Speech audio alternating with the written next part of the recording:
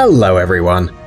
It's no secret to anyone that the cinema continues to develop, and today's graphic design is at such a high level that it's impossible to distinguish computer-generated imagery from a real set shot. Yes, more and more movies include CGI, and it's hard to imagine a blockbuster without a lot of special effects. But if you're interested in how those movies look without them, then get comfortable and get ready for a few surprises. So here we have 7 films before and after special effects. Go ahead.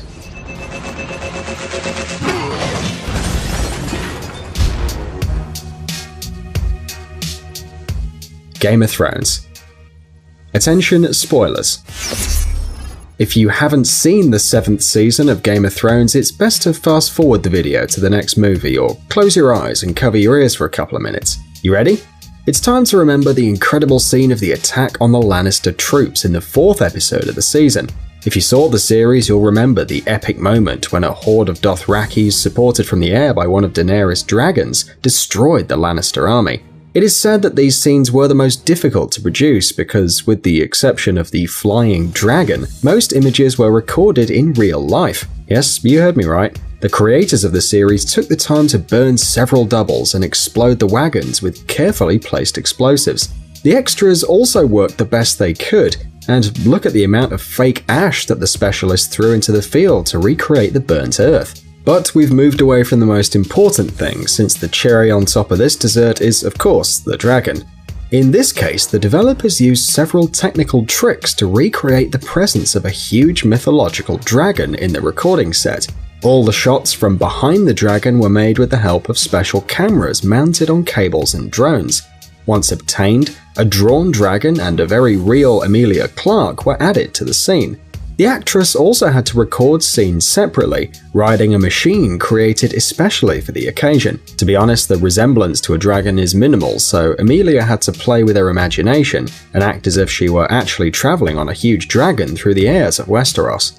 Around the actress, there were not even fake clouds. The whole scene was filmed on a green background. A similar situation was experienced in the 6th episode of the season, where Daenerys and her dragon managed to save Jon Snow and his team. After the traditional indoor recordings, Emilia was able to participate in the open field scenes with the other actors, on an island in the middle of a frozen lake. But, as it were, you can see the dragon's huge green back. Exactly that was the point at which the protagonists were running, trying to save themselves from the army of the dead.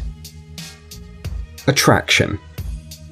This Russian film, directed by Fyodor Bondarchuk, has generated different reactions to the characters and their stories. However, it is obvious that the computer design in this film is incredible, especially for a Russian film, a country that doesn't stand out for the great special effects in its films. Besides, it is the first Russian alien film and its creators made quite an effort. For example, look at this scene from the trailer. A huge alien spacecraft lands in a region of Moscow, destroying huge buildings, bridges and stadiums in its path. It's hard to believe that all this is the result of the work of graphic designers. But the destruction of buildings is not the only example of CGI in this film. There is a scene in the first few minutes of the film in which the protagonists await the beginning of the story, and all the scenes in the background and inside the spaceship, as well as the fights with the extraterrestrials, were recorded in a pavilion with a green background. According to the director, 50% of the film is computer generated. The only question is, how did the actors imagine the space visitors in order to realistically recreate the encounter with them? Logan. Unlike the previous 2 films, Logan is not famous for the epic battle scenes between the good guys and the bad guys. Doesn't even have any great special effects, unlike the X-Men movies. Of course, digitized backgrounds were added in some places, but most of the special effects were dedicated to the film's protagonist. It's no secret that Hugh Jackman is the perfect actor for the role of Wolverine. But even the physical resemblance doesn't allow the actor to regenerate himself as the superhero, let alone use his adamantium claws. All this is possible thanks to the use of the CGI. In addition, the 18 classification of the film allowed us to enjoy decapitations and extractions of realistic and quite bloody bullets. By the way, some special effects were also used to give life to Laura, Wolverine's little clone, allowing her to have the same claws as Logan and throw herself at enemies with the same ferocity. But despite it being less incredible visually than other superhero films, it has received very good reviews thanks to its history and its realism. San Andreas. All the movies about catastrophes are full of special effects. It's obvious since no one is willing to destroy an entire city to create a 2-hour film about the destruction of humanity. For that reason, to destroy the state of California in the movie San Andreas, the designers had to work overtime to create more than 1,300 scenes with special effects for the movie. Among these scenes is the destruction of the Hoover Dam, which we had already seen in the movie Transformers, the fall of houses one after another, and best of all, a huge wave that ended up wiping the poor city of San Francisco off the face of the earth. No one would actually use real water to make these scenes today, but imagine for a second how many buckets of water you'd need. And of course, the movie wouldn't be complete if the developers didn't show the destruction of the Golden Gate Bridge. In our opinion, film directors have a special relationship with this bridge. Not in vain, we constantly see its destruction on the big screen. X-Men, Star Trek, Pacific Rim, and Godzilla are just some of the movies in which we can see the famous bridge suffering. But the artists of the film in San Andreas made an effort to achieve very realistic scenes of destruction, combining between 4 and 15 images from the same place, mixing computer-generated images with real photographs, and performing all kinds of cinematic tricks. But the most amazing special effect of the film is Dwayne Johnson, who played his first dramatic role in this film, and his acting skills are pretty impressive, don't you think? Spider-Man: Homecoming. Superhero movies don't surprise anyone anymore, and special effects have been a commonplace for a long time. But what would you think of a movie about a comic book character without CGI, and moreover without a stuntman for the main character? Yes, it's true. Tom Holland in the latest Arachnid Hero movie did all the tricks you see on screen on his own. Of course, they protected him with cables and green carpets on the floor, but all the turns and jumps were made by the actor himself.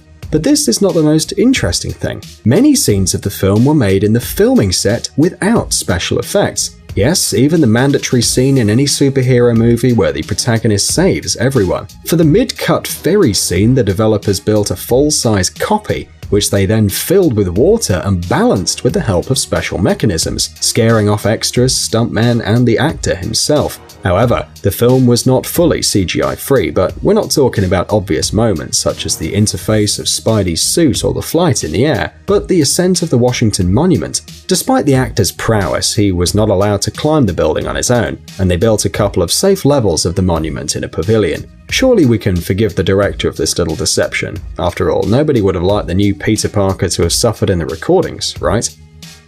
Transformers: The Last Knight. You probably know that each and every film of the Transformers saga has a bunch of explosions, gigantic robots, and incredible action scenes. Maybe these films are not a great example of movie drama or acting quality, but we still love them. And one of the main features of these films is the special effects. This is no surprise, given that Michael Bay is a true master in the science of CGI. Several scenes with no actors involved were created from scratch using computers. But there were scenes filmed with our beloved green background too. For example, in the scene where the heroes are running towards a big scary wave, the actors really got wet using a special inclined platform, and the epic landscape was added later. The same can be said about the falling scene, where the lives of the characters played by Mark Wahlberg and Laura Haddock were literally hanging by a thread. The characters were hanging over an abyss, grabbing only a small metal thingy. To create a real sensation of fear, the filming crew created a special device, a whole room that rotated the actors, forcing them to fall. Truth be told, the actors did have safety devices on them, unlike their characters, and nothing was exploding around them, but they still did a great job. 2012.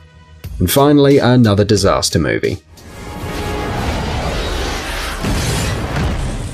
Okay, we admit we really do like this genre. In addition, there's nothing better to create special effects than situations of general, real chaos. In the film 2012, there are plenty of them. More than 500 scenes filled with various destructions and natural disasters can impress even skeptics. According to Stefan Toriansky, an artist on visual effects, many moments in the film demanded simply colossal computing power, so much was the work done. They even used 250, can you picture it, 250 of the most powerful computers to process all the graphical information. And this is without counting the numerous takes involving actors. By the way, most of the scenes in the 2012 movie, like in the movie San Andreas, are multi-layered. That is, they consist of several images. The pictures were superimposed on each other in such a way that you could accurately believe, for example, that the aircraft carrier was actually sweeping away the White House from the face of the Earth, and that the plane was moving between the falling skyscrapers. Scenes with people were shot against a blue background, and its dimensions, like the scale of everything else in the film, are really impressive. The creators needed a huge canvas 42 feet high and 2,000 feet long, and in addition to that, some platforms to simulate an earthquake, and a whole bunch of pyrotechnics. So if you want to spend an evening looking at the massive destruction of mankind, this is the film that you need. Well friends, we look forward to reading your comments on the video, and don't forget to give us a like. Guys, it's time to recharge your brain. Visit the channel Brain Time. There you'll find a lot of interesting and useful facts, lots of positive energy, and tons of useful information. Subscribe right now. We promise it's going to be really exciting. Thanks for watching. Please like and share the video in social networks, and we'll be right back to you as fast as we can.